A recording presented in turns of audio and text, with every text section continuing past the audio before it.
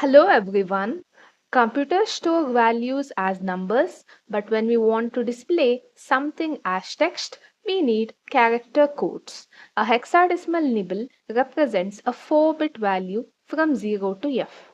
For example, hexadecimal B is a numeric value equal to decimal 11, which is nothing but binary value 1011, not the character B.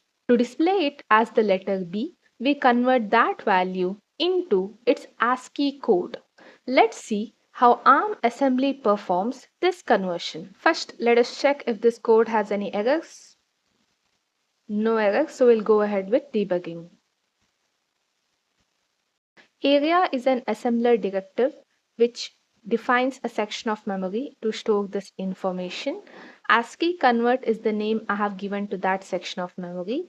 Code indicates this particular information is nothing but actual ARM instructions. Read only because we don't want any modification to be happening in this particular code during runtime.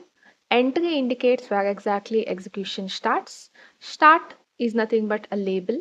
The very first label after the entry assembler directive is the location where execution actually starts. Start, number, letter, stop, all these are nothing but labels.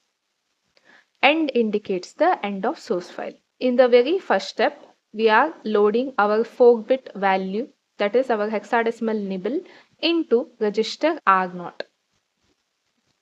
Then we compare R0 with 9 so that we know whether it is a letter or a number. This particular comparison performs subtraction, and based on that CPSR is updated. This particular conditional code here will actually check if in the CPSR Z flag is 0 and carry flag is 1. Since that condition is true, we'll branch to the label letter.